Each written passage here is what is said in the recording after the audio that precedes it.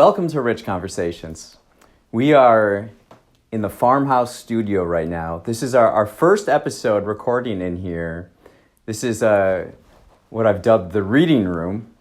So we have books, we have some chairs, some globes, one globe, a ship from the 18th century model. Cool. And of course, Cousin Frank here to christen the the room and the space. This can be cool for recording. It's a little different than, growing up as a wee little kid up here, and now we're doing this. Yeah. Well, it's a little gloomy outside, a little rainy, a little cold, at least for me. So I thought, let's go inside. But this episode, how shall I say, the turning of the tables is going to occur, where usually I'm on here and I have guests join me and I ask them questions about their lives and what they do and all sorts of different things about the human experience as well. This time, I'm more going to serve as the guest, and Cousin Frank here is going to ask me questions.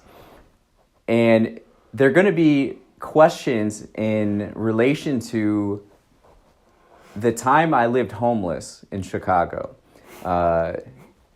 It's even wild to say. You know what I mean? Yeah. Well, we'll be talking about it for a while here.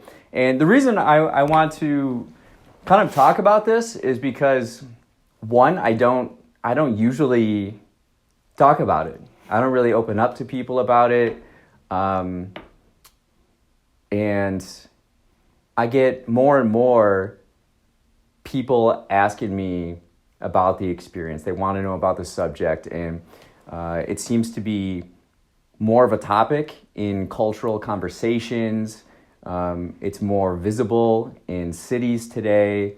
So there's a lot more discussion on it. And I wrote a book which was published in 2018 called Homeless but Human, A Life in a Shelter. And so a lot has happened in the last 6 years, I would say. And it's now kind of at the forefront of conversations. And Frank's been helping me with some videos running for president. And no other presidential candidate has voluntarily lived homeless in any city. Neither are they both coming from the farm and living in cities as well. So this should be an interesting conversation. I'm energized to see where it goes. We'll see what comes up. You're the host, sir. Well, I mean, let's just go on something you just said. I mean, back in the day, I think about our first president. They had to be somewhat homeless, you know what I mean? Like, coming from nothing is kind of where this country started, right? So what about that experience? Let's see if we can link those two together. What about that experience would make you a better candidate to run the country, to be a president?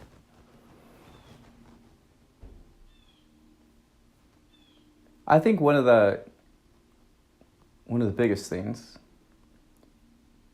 I've noticed, and one of the biggest takeaways I would say, is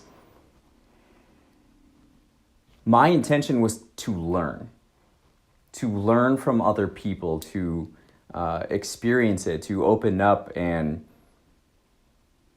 share experiences with other humans. A lot I see in society is other people telling other people what they know. It's kind of like always imposing opinions and people's own perspectives. It's not tell me about it. It's not how can I learn from you. And one of the things I notice a lot about conversations with homelessness right now is a lot of leaders aren't willing or having the perspective of what can we learn from the homeless?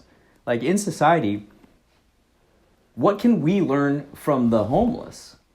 It's always us trying to mold the homeless, people experiencing homelessness, to society.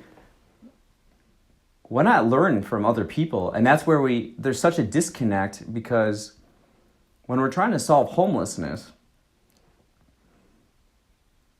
we should know more about it rather than looking at it as just kind of demographics and thinking that people experiencing it want to fit into what everybody else is doing. And so I think that when it comes to presidential candidates, it's a lot of times, look at how much I know, look at how much I want to do. It's less about what are all these different experiences and how can we, if we think about it as a tide in a water and everybody's boats on this tide, it's like, how can we raise the tide so all boats float higher? That's an interesting analogy because that'll have an adverse effect for the shorelines and things if you raise the tide. Every action has an equal and opposite reaction. But I get what you're saying. Yeah. Don't get me wrong. Okay, let's back up though. So I did this after graduating college. I was 22 years old, and I lived in Chicago for 4 years, and I would see homelessness around and in the alleyways and see people on the streets and begging for money. And I was like, what goes through that individual's mind? Like, what's going on? What's going on about this subject? The best way to learn is to do. And so from August 6, 2011 to December 10th, 2011, I lived homeless. The majority of that took place in Chicago. And the first month I was eating in soup kitchens. I would sleep in parks, in particular like bushes, and I would find kind of hiding spots all over. I would sneak into buildings, churches, schools. You're in a different mindset of like, there's elements, and when it's forecasted to rain, like you want to stay dry. And so I'd be in those places. I would do what I needed to. And then after that, I joined a shelter program in Chicago on the north side in this neighborhood called Uptown. And they had a program for single men, single women, and families and elderly. And what they would do with single men is they would have contracts with overnight shelters in the city.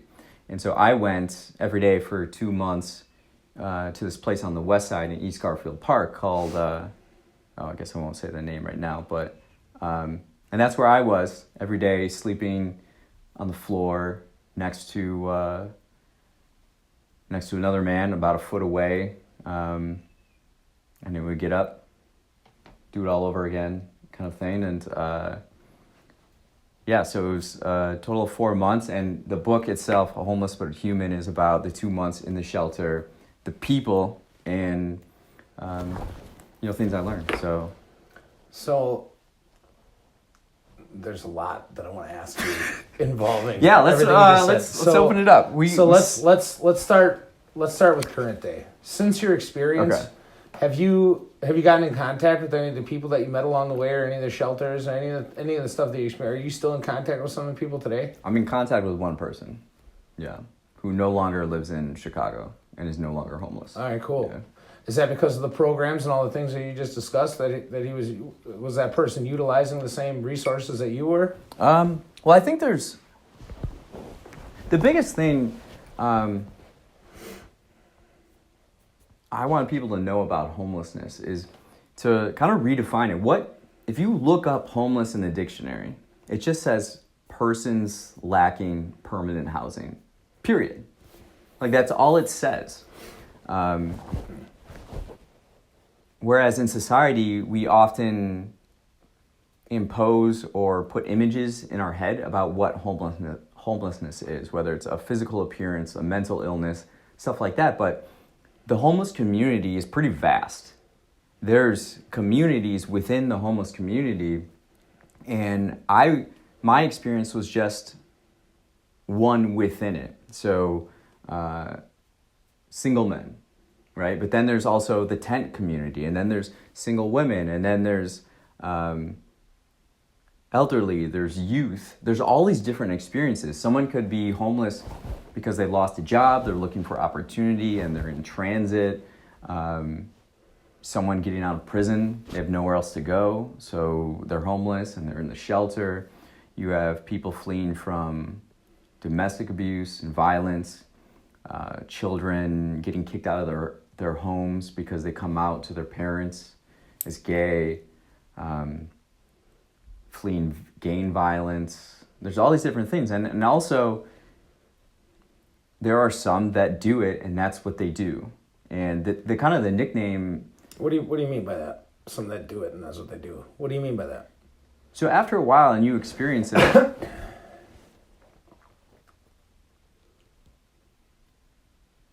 it's a way to live your life. Like, if you accept... So you're saying it's a choice? Because it was a choice for you, and that's something we'll get into. But it's a choice after a while too, and you have your freedom, you have a lot of things you need. You have friends often.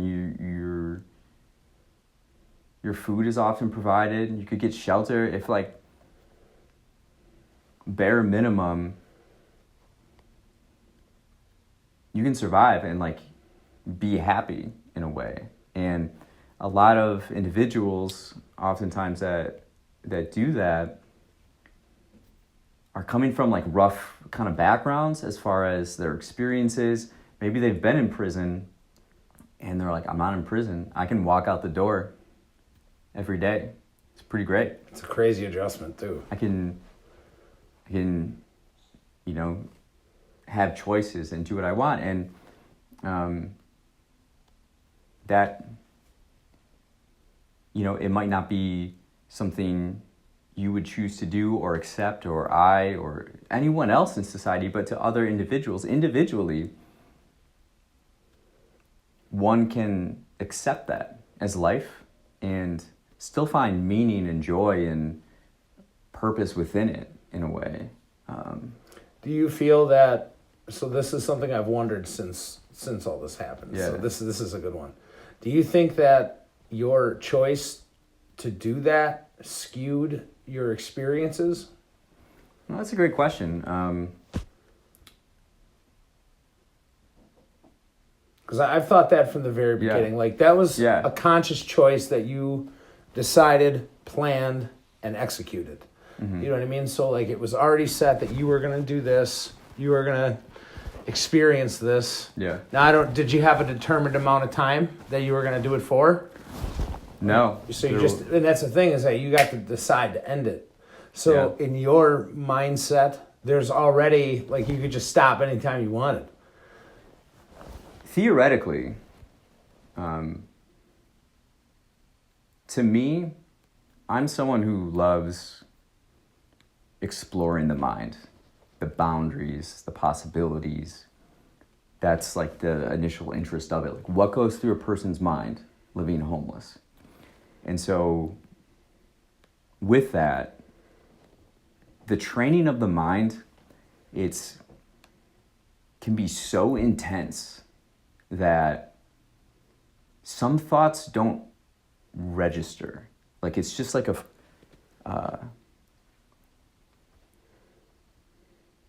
focus, a hypnosis, like living within it, that I didn't really... The thought of, like, giving up because things are hard, it's just not an option. It doesn't register in the mind. My mind went farther than I could ever imagine. In what way? Like, give an example of how you pushed your mind to a different height, which is what you're saying, basically.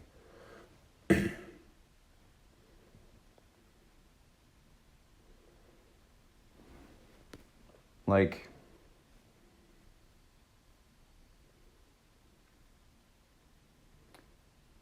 an intense focus, like when your back can be against the wall, or you've come somewhere and you just say you traveled somewhere on a boat and get to an island, and then you burn that boat. There ain't no going back. Game on. Yeah, right. So I think that's a valid question, a fair question from people and thinking, but as a human and in kind of our world today, I feel like we don't push it. Everything is kind of granted, comfortable. Like when in life, if I didn't do this, right? I was 22 after college, and I'm looking at the trajectory of people around me, what society's telling me to do, and it's just like, and there's nothing wrong with this. It's like entry-level job, work your way up, hit all the milestones, house, materials, retire, travel,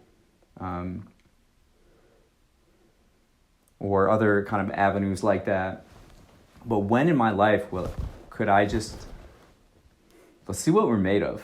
As a human being, like, let's see not only what we're made of, but like how we can learn from other people that are different from us, learn about other people's experiences, be in a space where like all of that is removed.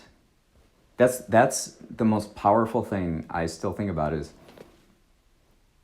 when you're in the shelter, everything is just like the facade is away, and all it is humans need water, food, shelter. And then what I discovered in the shelter was human connection. If guys, like, living homeless is an intense experience, and it can really like mentally affect you. But what's crazy is that when we're in the shelter on the west side, the conditions are not great at all. And like you've read the book, you know it, but like the bathroom stalls, two of the doors are missing on the stalls, and the last one is held up by duct tape. There's gang graffiti covered all over it. The showers and the mats, the bed bugs along a certain way, certain area. But it's like when you have each other, you can get through anything, and you can also use humor. Humor is like a powerful tool. It's very valuable, especially in group settings and when things aren't in the best conditions or whatever. And it's something people don't often think of when they visualize homeless people, is people having fun, joking around, sharing a laugh. But all the images that we see and are portrayed are like people with their heads down and, I'm hopeless. And it wasn't exactly like that. You have people from all different experiences, all different situations. A lot of what you're saying relates directly into like how the military operates, because that's exactly very much so. A lot of people were veterans, or a number were veterans. Yeah. And what was their perspective? Like, so veterans meaning they went to war? Some, yeah. Others served, and yeah. So knowing some of the stories that I've heard from veterans all over this great country, I think a few of them, and I'm not going to speak for them, but learning from their experiences and what they told me about going to war, they would hear what you're saying now and be like, yeah, you think that's something? You know what I mean? Where it's like you got it made in those shelters. You know what I mean? Where it's like that's a huge step up from some of the stuff that they've been through and some of the places that they've been. And that's one thing that I think about a lot. And you kind of touched on this a minute ago, where it's hard to think about now looking back, but what would you have done had you have not done that? Had you have not gone homeless? How, after school? Yeah. I mean, because like you said, being focused in that moment, you know what I mean? So if you would have directed your focus to something else, what would that focus potentially have been? Because I know you got a lot of irons in the fire. I've never thought about it, actually. I've never been asked that question. I decided to live homeless a year before I actually lived homeless. Yeah. And so it was a lot of mental preparation. Just like I would ride the L in Chicago by myself at night and just like think like I'll probably be in some situations. And it's, well, you're thinking too, like, are you going to accept that? Like, you have to accept that now when you're making these choices and making these decisions and this is part of the mind stuff I was talking about earlier is like, it's going to be intense. And right now I'm not living it, but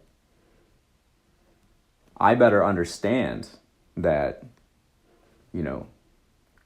it's not going to be all dreamy and fun and stuff like that. It's going to, there are going to be moments and stuff like that. This goes right back into my original question. So like you said you mentally prepared for a year. Yeah. Man, most of these people that are homeless, they didn't mentally prepare.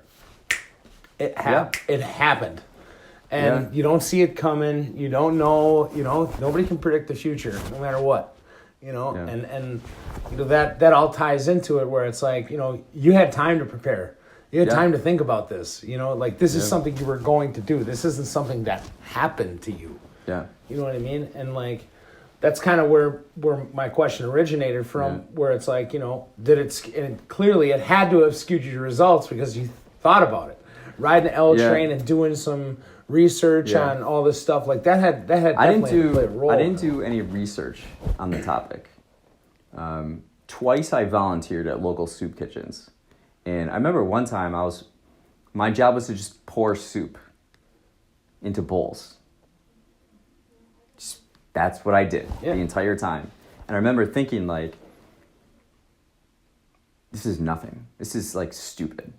I'm wasting my time. Like, this is what I'm doing. This doesn't help people. This isn't like, and then when I lived homeless though, there was such a big difference between when there were volunteers there and when there weren't. Stuff would just go so much smoother, so much quicker. When there was volunteers? When there was, the energy was better. People experiencing homelessness, there's an angst, there's a restlessness. People are hungry. People are got stuff going on in their lives and their days. They got to go here. Like, when that food line is going smooth, it is way better.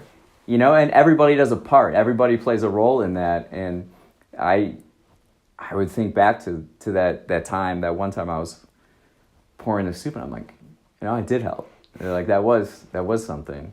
Going back to earlier what you were saying, so one of my close friends during this time, he said one of the most profound things. Actually, a few times he said different profound things. He'd be like... Give it credit for just one thing. Yeah, okay. Good for you, though. Okay, a couple things. I one time asked him how, when people learn that he's homeless, how do they respond? Mm-hmm.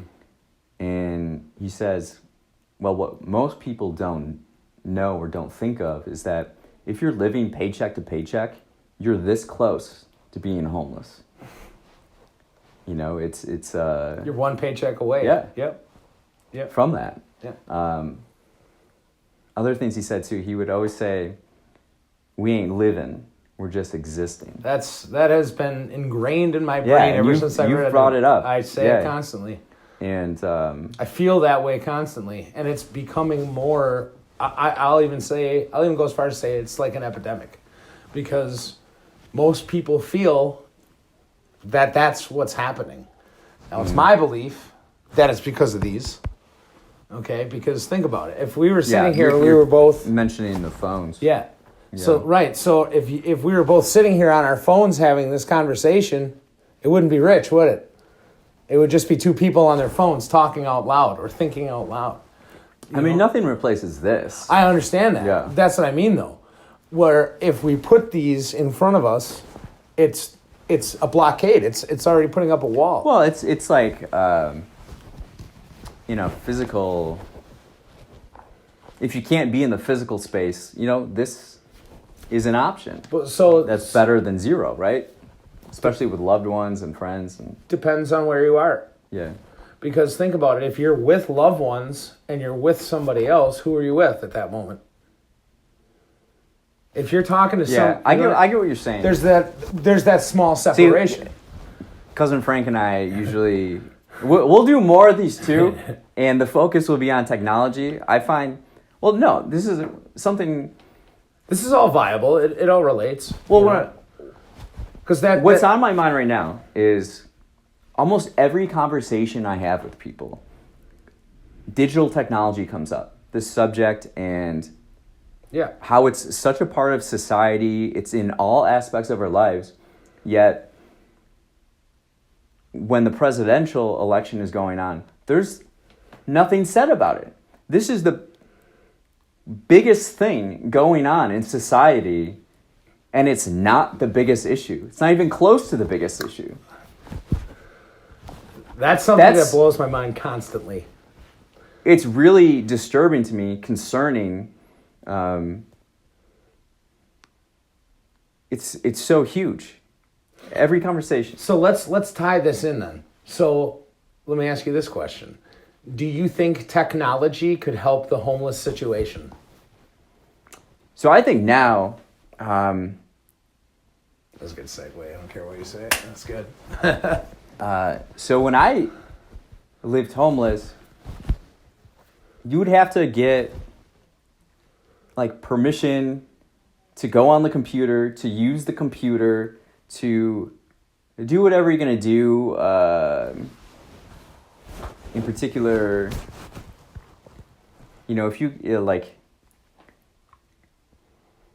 in theory, you're going to look at resources, find and apply for different housing options and things like that.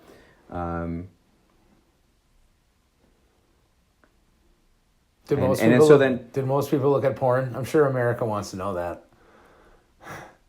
I would spend time at the library, the Harold Washington Library in Chicago. I'd be there during the day. So a lot of what homelessness is just killing time. Killing time from when you had breakfast at this place to dinner at that place to sleeping at this place. It's a lot of killing time.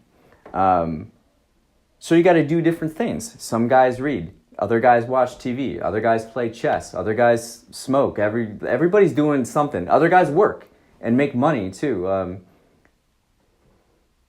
Homelessness doesn't mean having $0 to your name. It means you lack permanent housing. So guys would have jobs, have gigs, have different forms of income. Whereas I thought going in, I would need to beg for money. And that's part of the homeless experience that I'm going to learn more about. And then once I got in the shelter, I was like, no one's out here begging for money. In fact, that's like a different demographic and part of the homeless community. And then there's confrontation between the two because all of our ideas about homelessness, majority in society, are coming from those we visibly see on the streets, asking for money, with holding up signs that are hopeless. And that's a fraction, small percentage of the actual community. Yeah. And so the guys in the shelter are fighting the stigma in addition to their situations, their physical situations, and that weighs on people. People would always be telling themselves, I'm going to be out at this time. I'm going to be I'm not homeless. This is just a thing, because it's so ingrained in society that homelessness is this incapable of living one's own life proficiently or whatever, or failure or something like that. And so there were only 3 guys in the shelter I knew that begged. And they wouldn't do it what you see with holding signs, handing heads. No, they would just go up to people and be like, hey, do you have any change? No. Do you have any change? Numbers game. Yeah. It's a numbers game. Yeah. It's all a numbers game. Yeah. and they wouldn't have to be out on the streets that long. I get that. So what? So But going back to earlier, we were talking about porn on the internet and the Harold Washington Library. So it's a place to kill time. Yep. And you could get computer access for 2 hours. Was it 2 hours or hour and a half? Is this in the shelter or in the library? No, this is in the Harold Washington Library, the Chicago Public Library System. And so there's just rows of computers, and in front of these computers is like a screen. They put a screen on top, so you can only see what's on a person's screen when you're directly in front of the screen. And so I would do different tests where I would just like walk the aisles and then see how many people are watching porn. It'd be per aisle, it'd be 3 or 4 guys. Yeah. So you can't do it there, but nowadays with these guys have access to all that stuff. You can do it anywhere now. You can do it anywhere, and not only that is you can do anything else you want, watch anything else you want. So when I think about living homeless today compared to 13 years ago, it would be much easier in the sense of the killing time aspect that was such a large part of it, and talking with other people and spending time, just like, we're both homeless. Oh, we're both sitting in this place waiting, so you strike up conversations. Nowadays, you can just have your phone and just do whatever. And I think that's...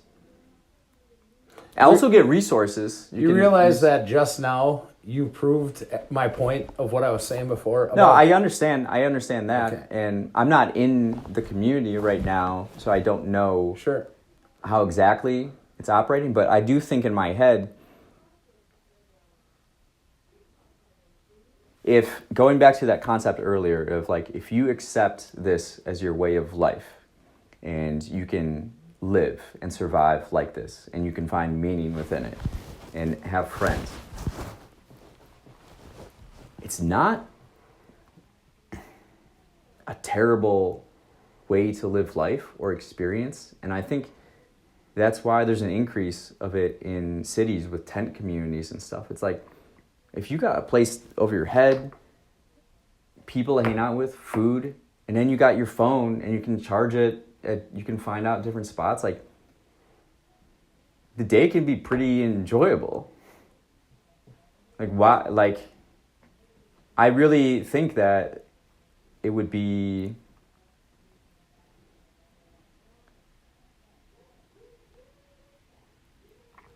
easy's not the right word. I don't know, enjoyable, fun.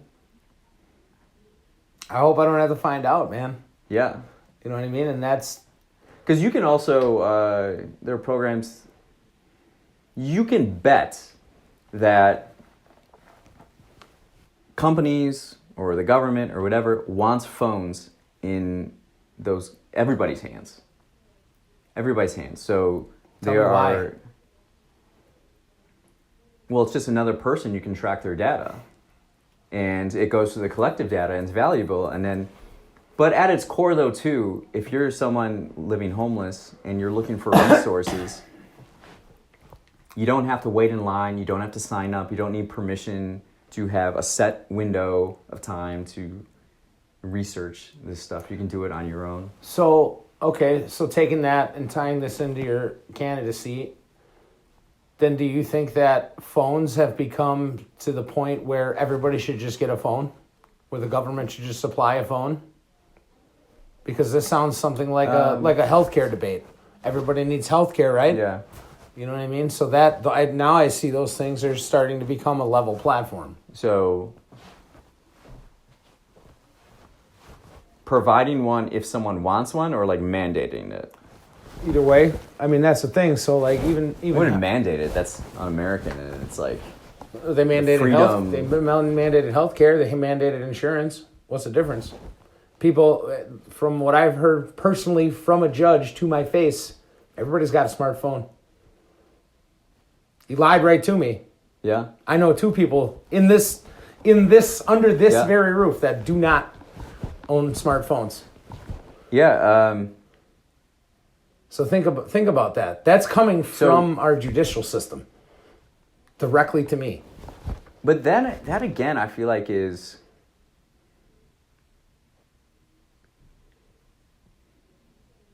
it's like assuming and imposing on other people's freedoms. It's saying, I feel or I think everyone has a phone. Why don't you have one? Or like, I have one. Why don't you have one? It's like That's kind of that. That's been told to me by a judge. Yeah, I know. That's crazy that someone would say that, like, absoluteness. There are certain words that you stay away from. And, like, everyone is a strong word, you know? Never, always, however. Yeah. Some of these. Yeah, so I think about that with technology and the homeless community, and I think that's something that society doesn't really understand about the homeless, is that there's a lot of people who can live this way and survive and don't mind it and don't understand that aspect of it. And then actually what the homeless know that society does not know is that most people will not tell you no. So they test it. I've tested it. I snuck into buildings. I snuck into churches. No one told me no. You push your limits because you're in a situation that,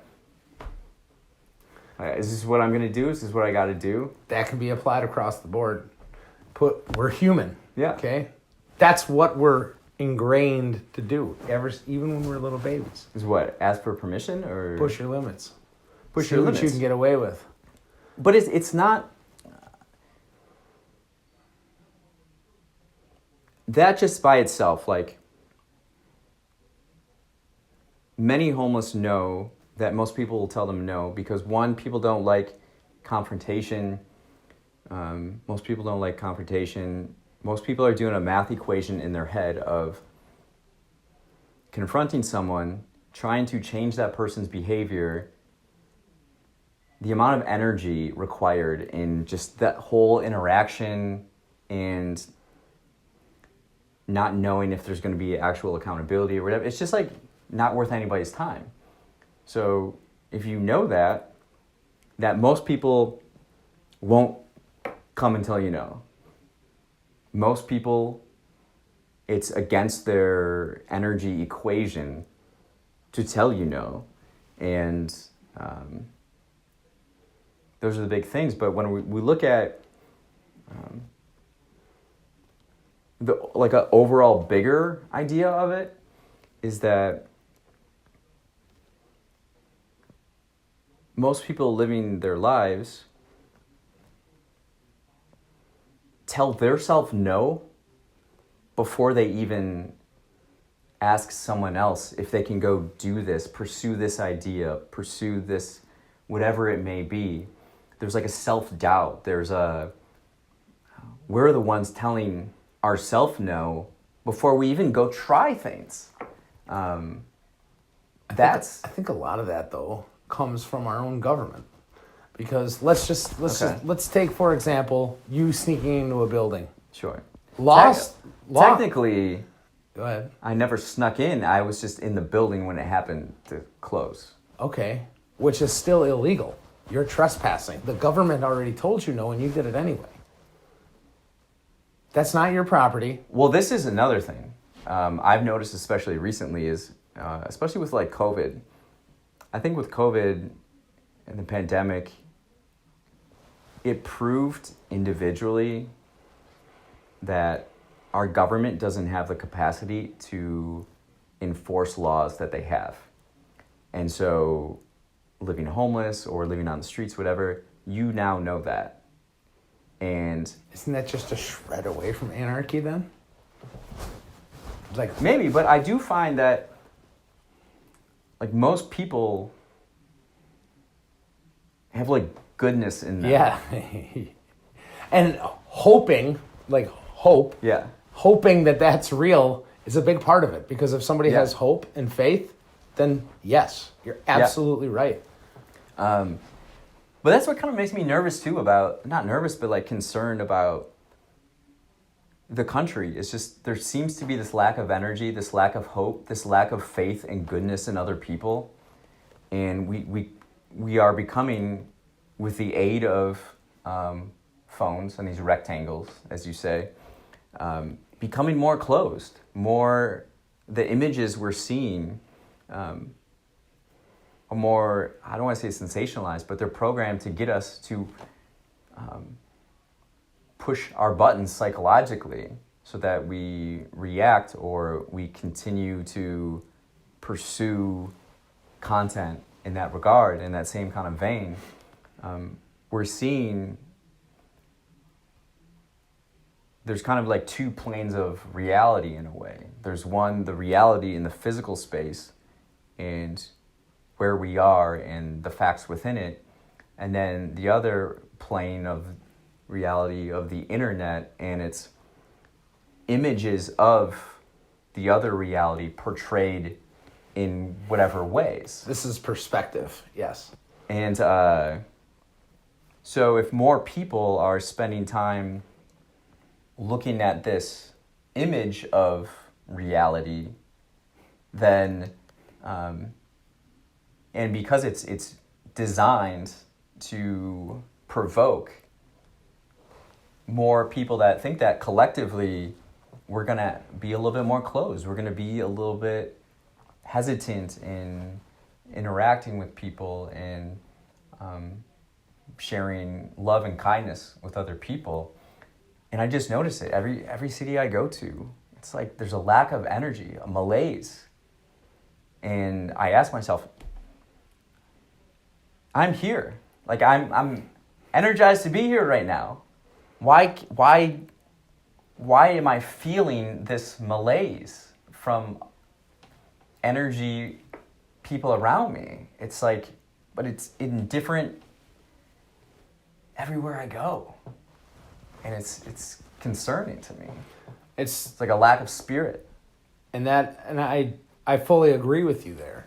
And what I think the trajectory of what you're saying too is that just like you said, seeing isn't necessarily believing, and because, or possibly because of the implementation of all these things, seeing is believing. If you see it, you believe it. Experiencing it, now this goes back to everything you've been saying. Yeah. Experience it is knowledge, because now you know. Once you've experienced it, you know. Just because you see it and believe it, like, take Santa Claus. Yeah. You ever met the real one? I have sat on the lap of Santa every year. The real one? Is he the real one? Because I see him all over the place. Coca-Cola had him all over the world. Oh yeah, he's sponsored. Have you ever seen the real one? Have you ever met the guy? I met a version of him. That's what I mean. Seeing is believing. Mm-hmm. Okay, so it's no different. So think about it. When we were kids, man, Santa was. Think about it. In this very house, how much fun we used to have with Santa and Christmas and all that. Yeah. Okay, so think about that imagery, Santa, and then you learn. Oh shit. You know what I mean? Then you learn, and dude, that's a shock. That was something I internally struggled with my daughter. Okay, where it was like, dude, I just want to tell her, because she was onto it. She knew, you know. And that's the thing, like, okay, and it relates though, because when you're homeless or when you're experiencing these things, okay, like having somebody to bounce these ideas off. This is what we talked about, that fourth thing, right? Yeah. Human interaction, human connection. Okay, right. So, and that's the thing, is that when you have these thoughts, or like, you have these ideas, like you're looking for a different perspective, right? Yeah. So back then, like you said, you would converse. Mm-hmm. Now, implementing you don't have to converse. You just Google it. Yeah. And that's the thing. You'll get whatever answer you want looking at this. I don't want this. People going to this as opposed to this. And that's what I mean. Like, this is an experience, right? Yeah. This is also an experience. But I can have this experience by myself, alone, anywhere I am in the whole world. Okay, this experience I gotta have right here, right now, Yeah. and we're having it. You know what I mean? And that tying that into all the experiences that you had within the homeless realm, you know, what do you see happening with your experiences and what you've learned within these shelters and within the system? What are some changes that can be made to make it better? Because one of the things that you've talked about a lot throughout a lot of our recordings is empowered communities. Mm-hmm. So how do you empower this community? Well, I think you don't like me saying this, but I think having access to technology there you go. is a start to, like, it comes down to the individual using it. If someone's experiencing homelessness and they're motivated to get out of the situation, them having access to research other opportunities is better than them not being able to, or having to, like, not have opportunities to get access to that stuff. I think that's big.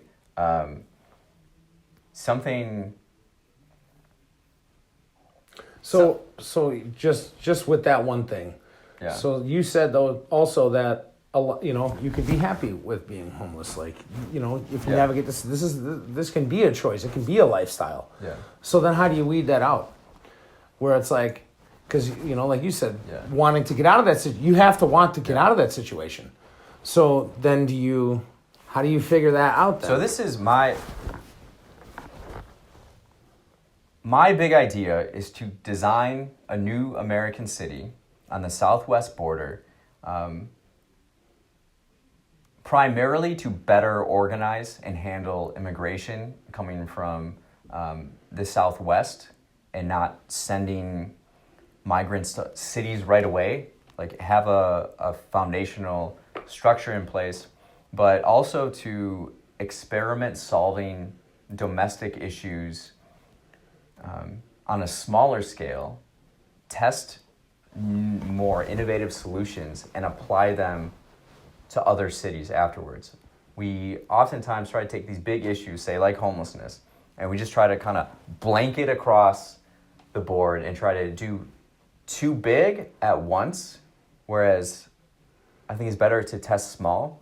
The issues I see with a lot of cities are the places experiencing rises in homelessness, is it goes back to how we started this from the beginning. Leaders imposing their own perspectives and views on a subject rather than learning and asking more about the experience and learning about what it actually is, rather than reading it from a textbook or going to school and learning it that way, but asking what can I learn from these people. And I think the solutions would be much different than what are being attempted. And the biggest thing, like, after the experience, I would go to some of these meetings of homeless organizations. In Chicago, I went to, there's two I specifically remember. And one was the last time, and it was in this building. It's kind of like in this auditorium, and all it was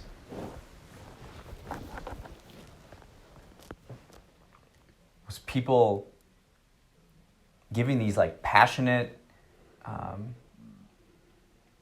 speeches. Were these homeless people, or were these?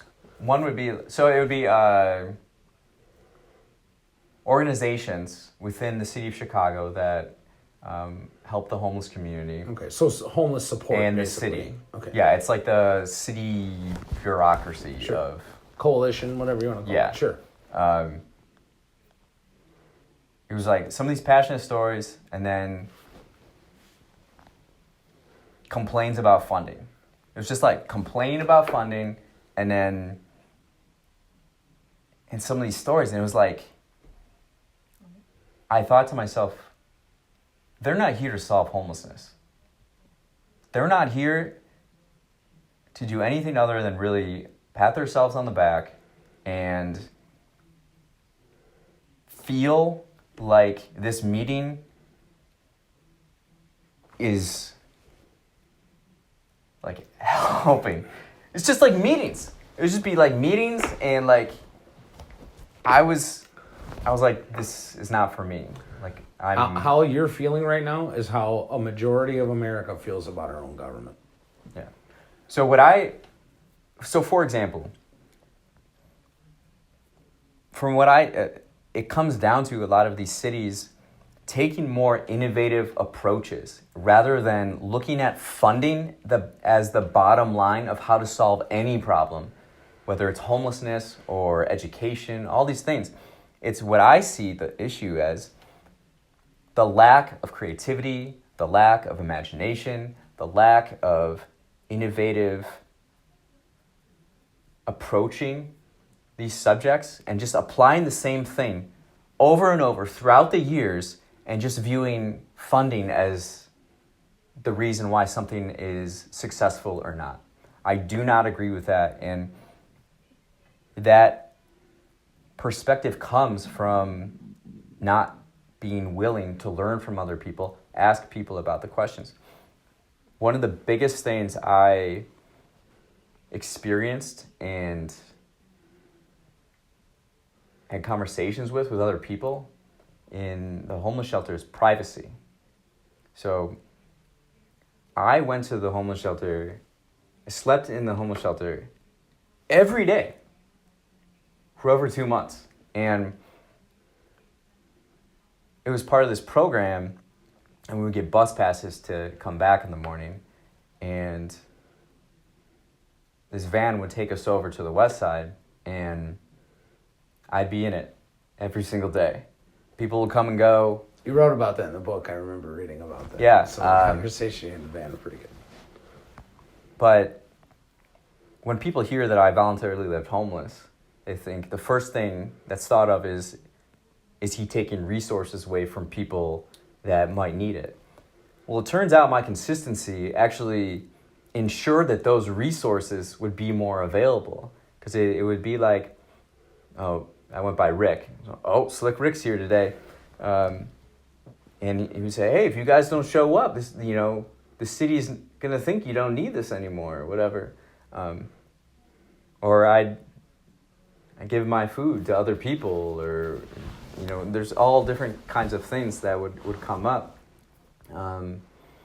But people say, dude,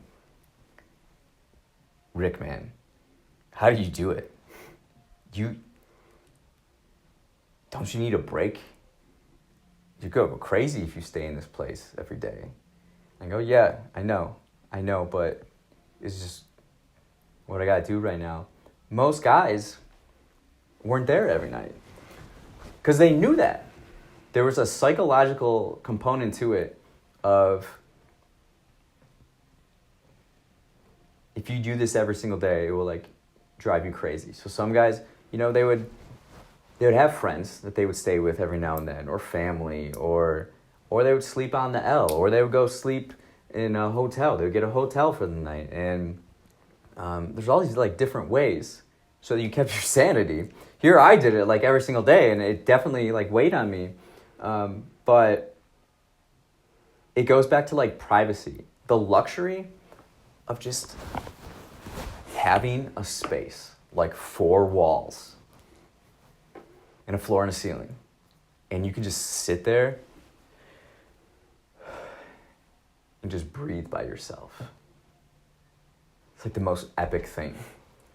The first time I had privacy and not being out in a public space by myself was ecstasy. It was the best. It was amazing.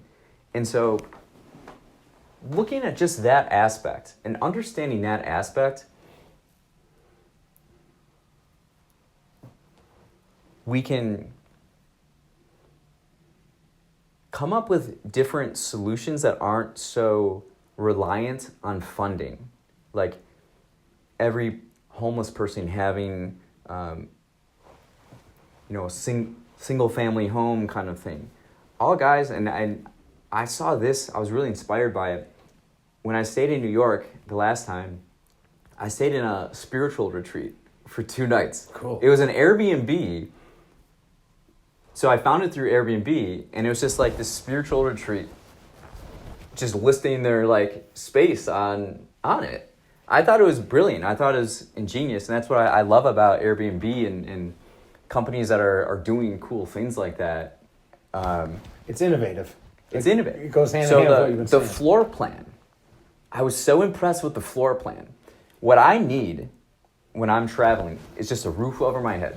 Those 4 walls, I'll sleep on the floor. I do not care.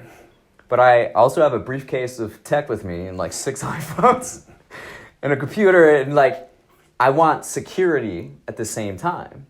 That's all I need. I'm not going to be there during the day. I can do my own thing. And this space was just so perfect. I thought like this, something like this can be applied to the homeless community, where Sure. it's this floor plan. They're shared community bathrooms, community spaces, and they had complimentary breakfast and stuff there too. But the floor plan and the rooms were like from that wall to about here, with a bed and a nightstand, and like a place to put clothes, like just like a rack. But I thought, this is perfect. This is exactly what I want. This is what this is all I need. Yep. And at night and during the day, I could lock it. And at night, when I'm by myself, I can relax. I can be in the space. And so there was just like those rooms next to each other, like a whole like row of them. So instead of like when I was in the shelter, drag the mats, these musty mats, and just lay them right next to each other. And there are times where I'm sleeping a foot away from a guy who's like coughing up a lung. He has a Dixie cup by to like hawking, and you don't know what's gonna happen to you. I've had a couple things stolen from me because it was just laying out, and you're just exposed. And it's the same thing when you're in a park and you're sleeping on a bench or out on the streets, or even like a tent itself. You have privacy. It doesn't even need to be a big tent. It's just like this. Yeah. So you can see how effective that is in different parks and stuff around the cities. I know most of Chicago and what I've seen there. It's like spaces like this. You don't need a lot of money to do this stuff. You need creativity, you need imagination, but most of all, you need to understand what someone is going through experiencing homelessness and what they want. What is enough, acceptable? Instead of imposing, we got to have all these things and all these amenities. That's society, like consumer society. And well, that's the American way, right? More, bigger. Right, bigger. and I don't think that needs to be involved in government. I think we can sharpen our focus and resources and be precise. When we do all that more, everything gets cluttered. Everybody's got all their hands in. Everyone's sucking the tit from the government. So then I think the question then becomes, how do you change the psychology of the human mind? Right. Well, to understand that we right. don't need all Right. all this. So that's something I personally have been struggling with over the last handful of years, watching, because you know my situation. Yeah. Okay, and watching other people buy boats frivolously and whatever, man. Just pick your poison. To finish our last point, what I see is cities just not taking that approach, and also not being willing to say no. And this is where I was going to earlier with designing a new American city. The homeless will go where the resources are. They will find their way. The issue that I see and have observed is the resources are all scattered. So then people are scattered, and there's not really like a flow of where someone can be. And if something I would like to do with the city that we design is to have a space for people who want to live homeless, who want to drop out of society. I get it. Here's a space where you can do that safely. You can have resources for you here. You don't need to be in our cities. Our cities need to be our economic engines, our ideation centers of the country. And we can be more direct with that. And perhaps to start, cities can be more precise in where their resources are for the homeless, so that you can say no. You can't have tents on the street. You can't have tents on the sidewalk. Going back to earlier, then enforce it. Enforce it, but do it in a way that is kind and viewing it as friends. Like, hey, I get it. Well, here's this space, this other space for you. You can't, it's difficult to just like say no, because then people have to go somewhere. So it's a matter of movement of people. And this is what I see the 21st century, what we can do better with innovative government and more dynamic government is being more intentional about where things are, where they're designed, stuff like that. Moving on to the mind, though, I think it all starts with an individual, right? It's like setting the example and living that way, and living as an example that others want to follow that, you know? So there's some advice that I got from, there's two things. Piece of advice that I got from a licensed person, I won't say what he does, is be the change. Okay? Be the change. Whatever it is that you want to see, be that. Yeah. And something that I think goes really well with everything we've been talking about is another very good friend of mine, very wise man, told me that rich people talk, broke people listen. And I think that applies fairly well to a lot of these things. Because the people with the money, they don't want to hear it. Because like you were saying, you know, we need funding, those meetings you were saying about. Well, the people who have the money don't care. They're not listening. It's just chatter, you know? And that's the thing, the broke people are talking, we need funding, you know? And I see where that comes from, and that's the thing, it's like, once I got told that advice, then I really started to pay attention to who's saying what, you know? And then I started reeling in what I say, because I'm broke as hell, you know what I mean? Like, so, you know, I'm a talkative guy though too, it's just kind of my personality. But now I pay real close attention to what I say, specifically because who am I to tell anybody anything? You know, I can talk to you until I'm blue in the face. So you're saying where my mind went was rich people listen. Rich people talk. What is rich? Wealthy, money. Rich people talk. Okay. That's one way to define it. I don't know. Because think about it, the people with the money make the rules. Yeah, I just don't.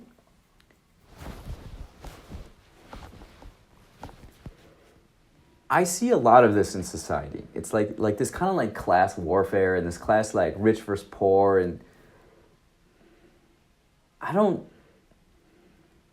just don't see it that way. I see so much more variance. And the wealthy people I know, they are generous. They're very generous. But what I've noticed is like, in terms of money, here in America, you have the freedom to pursue whatever you want. And your actions, there's compared to other countries, and certainly talking to people in other countries, America is like open. Mm-hmm. Is like what you want to do with your life, you can go do it. There's It might not be easy, but you can do it. Yep. you can do it. And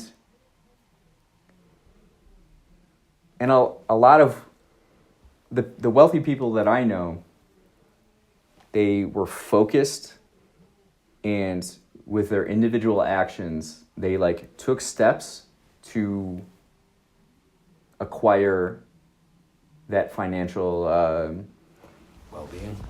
well-being, and for the purpose to live how they want, but also to share it with their like family and friends.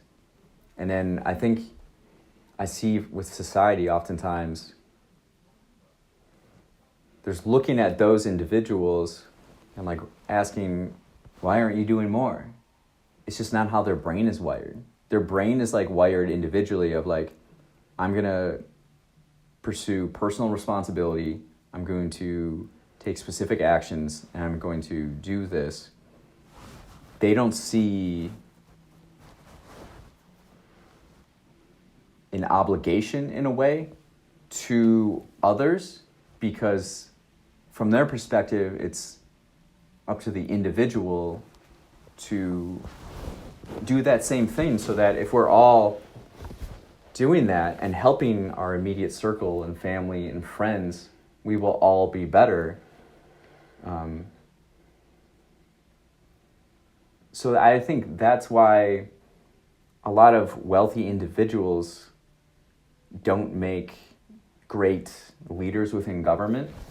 You know, oftentimes you see people running for office and they had a successful business. Well, it's different than the government. The government, you have to have a collective mindset. Mm-hmm. You have to think how your decisions and perspectives are going to impact lots of other people. It's not just you taking action and doing that steps. It's like a very more cohesive, woven entity. But our government's not that right now. You know that as well as I do. That's how it should be. That's not how it is. That's what I see it in the future, and it can be. It can be, absolutely. And again, it should be. Like, that's the basic understanding of how government got started in the first place, where it's like, hey, let's just do this together. You know what I mean? And I think we've gotten so far away from that, from however it happened. So, getting back to the original topic of your book. Yeah. Okay. Having lived this experience and wrote this book, what do you see utilizing your experiences in this book? What do you see utilizing it for other people? Like, how can... Like, if someone read it and apply it, or... Sure, let's start there. My biggest thing, like, overall with everything is, like, the mind. The mind is so powerful, and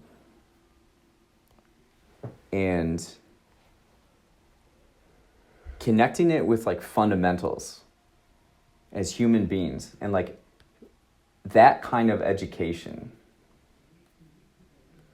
is the bedrock for fruitful things in the future. It's like starting at the beginning with, say, nothing, right? You have your mind. With your mind and practicing fundamentals and virtues of patience, gratitude, generosity, resilience, reliability, that strengthens everything else. And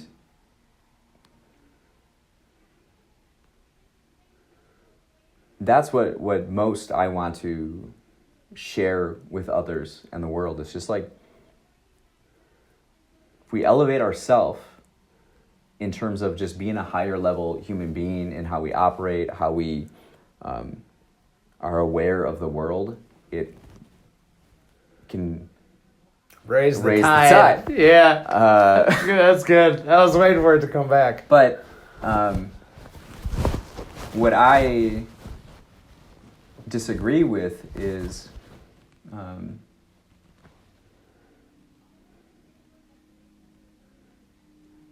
how other entities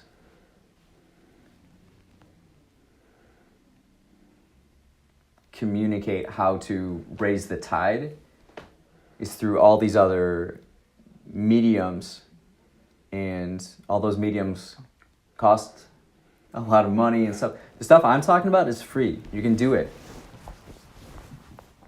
Someone who's homeless can do it. It's and we've always been able to, as human beings, like dig down deep and harness the potential of our mind and create greater energy around us. I think that you uncovered the meaning of the book and your experiences with very few words. You can do it. You can do it. It's Homeless? a mindset. It's a way of life. It's an attitude. You can do it. You can do it. You can do it. That's good. Yeah. To me, I think I've... And one of the reasons why we're doing this is because I've actually like never shared extensively, publicly, about the experience. Like I can talk about it for hours and hours, and we won't do that tonight. We kind of did. No, we only did like 1 hour. I can spend a lot of time. There's so many good webs of... yeah, I've heard some of them off camera, but yeah. I mean, there's so many things, and like I've spoken with book clubs and people who are interested, and but I've never actually like shared it publicly, and it's something I'm trying to do like more of now. Is just like if I want, it's going back to that example again, right? Like if I'm not willing to be open and share more of my life and experiences, then others won't be, and we stay in our like closed kind of cloisters, and people are very curious about it, and the subject comes up not only in conversations, but it's quite visible more so now. And I did because I was curious. Like, aren't we? Like, I'm curious. I see someone who's homeless on the streets. I am curious what's going through that person's mind. What's that experience like? And we're just not gonna ask that? I don't know. Like, so a lot of the people that you got close with in this book, have you gone back and been like, here's a copy of my book, here's what I did? Like, do they know that? Well, the person I am in touch with, when we first reached out again, he's the only person I had contact information for. I just didn't, because at this time too, I did not have a phone, just a phone to begin with. And shocking. Guys would be like, well, originally I thought like, oh, a homeless person doesn't have a phone. Yeah. I'm the only one in the shelter without a freaking phone. And guys would be like, Rick, what's your number? And I'd be like, oh, I don't have a phone. What you mean you don't got a phone? Yeah, now you have 45 of them. Yeah. So this person just wrote their email address on a piece of paper, and I kept it, and then I reached out to him. We met up, and I told him, it was like the first thing I told him. He's like, all right, yeah, like, doesn't really change anything that happens and whatever. And then we talked for another 2.5 hours, and it wasn't a thing. I came in kind of with this mindset of like, oh, everybody's trying to figure me out. So I had this alibi. I had like written an alibi, and I had like all this stuff, and I used maybe like 2 lines from it. And it was just like, I'm from Wisconsin, and I got into a little verbal fight with my mom, and I just came here to chill out for a little bit. I think she'll warm up more around the holidays with me coming back. So until then, I'm just kind of hanging out, living it. And they're like, oh, yeah. And that was it. There was never any follow-up questions. No. Everybody's there, and they're like,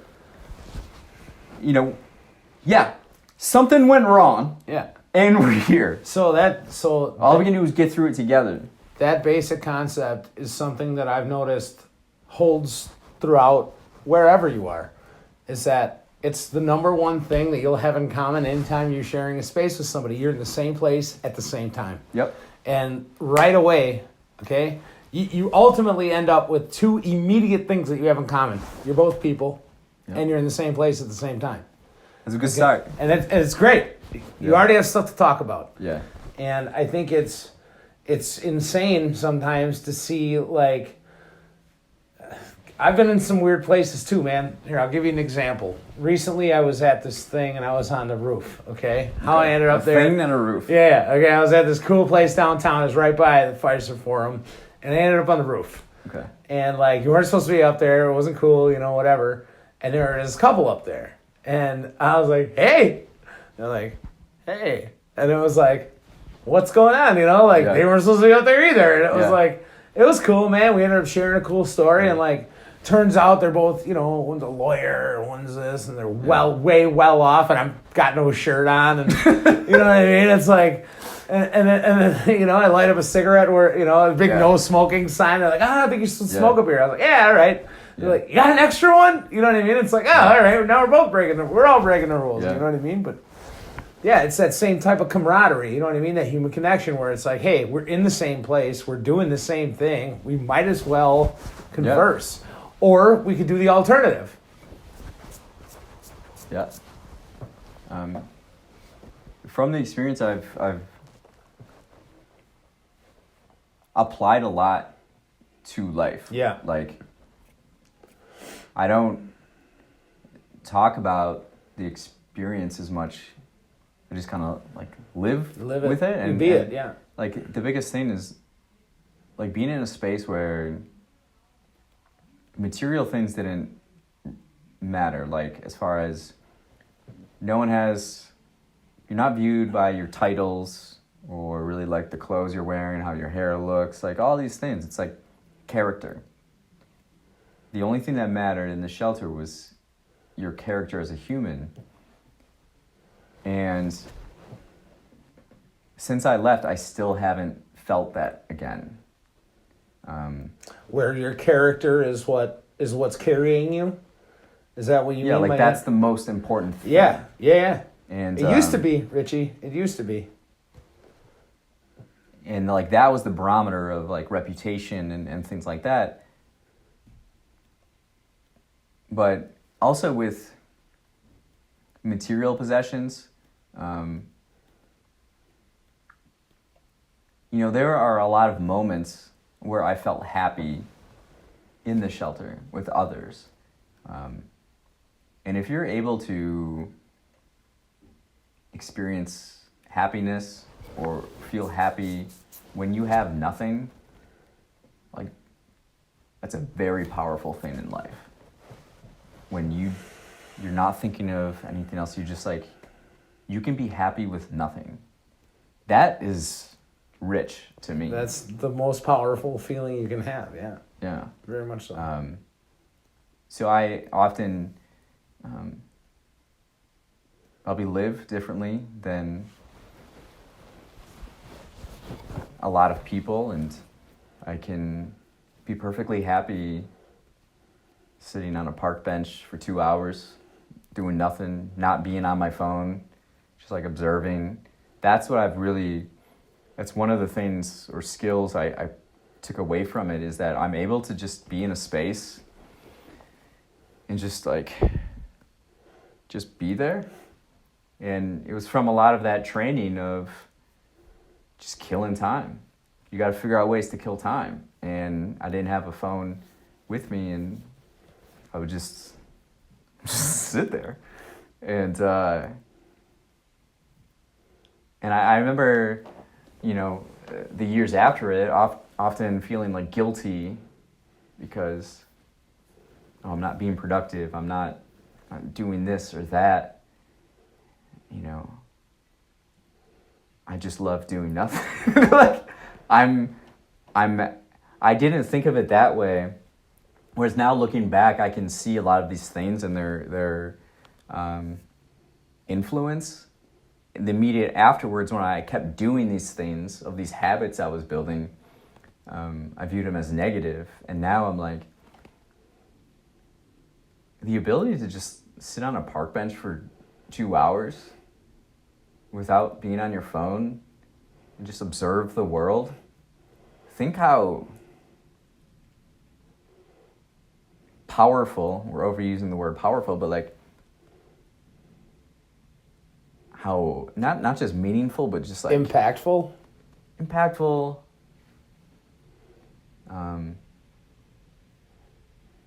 I want to say like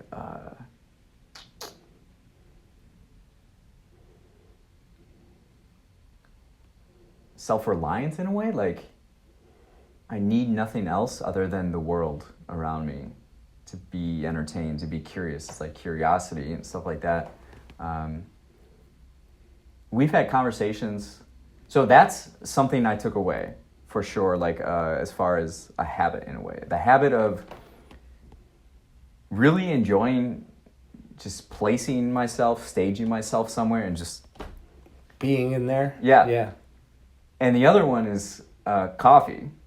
So I wasn't a coffee drinker until I lived homeless, and there was free coffee at breakfast, and so oftentimes at breakfast I'd get a cup of coffee and hang out with the other guys, and we would just talk about life, stories from time in the military or this experience I had. There were so many different experiences, whether someone was coming from Brazil or like someone was stationed in Germany or someone was in Vietnam or someone's like in all these other things. I'm just sipping coffee and I'm like, this is the best. This is the best. And so I just kept drinking coffee after that to the point where like, all right, I gotta change some caffeine habits a little bit. But yeah, it's like how it started, or certainly like a consistent habit of it. It's just great. It just goes back to that like human connection again. So that's the thing though, is that right? So drinking coffee reminds you of those experiences and the positive moments too. Yeah. So that's I can see how that association gets met. Yeah. But there's so much to say about it. I hope for viewers and listeners, we covered a summary or a grounding of it. But yeah, there's so much. Met a lot of great people. I have implemented a lot of things I learned into my own life, and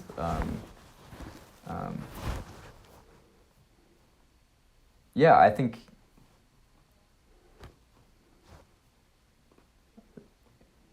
to me, like homelessness is, because oftentimes throughout this experience, I was thinking, what's the solution to this? And kept hitting, my mind would wander, and then it would just hit dead ends all the time. And really what I took away is like, we all have to be better humans. Like it's not any one thing that this government entity does. It's not, this rich person donating this money over here and building this. No, it's like, as Americans, as human beings, we need to be more accountable to raising our own standard in our actions, how we approach the world, how we interact with other people. That's a choice. That's why I asked about the psychology. That's what it will take to solve homelessness. So that's what I mean though. So how do we get the psychology to what you just said? People wanting to be better, because you have to want, just like anything else, man. You gotta want. You gotta want to change. You gotta want something. You know what I mean, and that creates the drive and all this stuff. Well, we talked earlier about like being the example, and some people hate on that. Believe me, I've experienced this. Yeah, but it's not saying be the example. It's like doing it. Yeah. What I find with like self-development, self-improvement, things that I've benefited from, I'm on like 6 years, because right after I wrote that book, I jumped from a burning tractor on the farm. Yeah. I remember that. And the homeless experience is just kind of one thing that happened in life. One experience. But then it was like, okay, I know life will end. It's someday. I don't know when. Yeah. But how do I live my best life possible? And I took these small steps every single day. And every single day since, I've been like very diligent in these habits and stuff. And now I'm on the podcast doing weekly guided reflection sessions. So I think there are a lot of people that want to live better, be better, but all that's really out there is content that's telling you all the reasons you should be better. You're like, here are 5 reasons to be the most motivated. And it's like, how? Where's the how? And so what I do is just lead instructionals of like, these are things we're doing, and we're going to take the time to think more about our own life, especially with, these phones, as we talked about. A lot of people go on autopilot and don't take the time to think about their own lives. And so just offering a time for reflection and then guiding with questions that aren't by answering them or spending 40 to 55 minutes. What we do, it's not going to change your life. But when you implement these things every day and you keep yourself accountable internally to live up to the standard you're setting for yourself, the philosophy you're trying to live by and you or designed for yourself, it's like, we've discussed this before, like instant gratification, lack of patience is an issue. But if we want true results, it comes in these little, like atoms, assembling atoms. But what I've learned by studying quantum theory is that everything is possible. Not equally likely, but that's what we got to do. Through these habits, through these small actions, we increase the probability of the impossible happening. That's good. So I think it's been a great conversation. It has. It's been a rich conversation. It's a rich conversation. Yeah. Are we gonna go out to dinner like Grandma wants? I think so. All right. Cool. All right. Thank you for listening and watching Inspire the Future.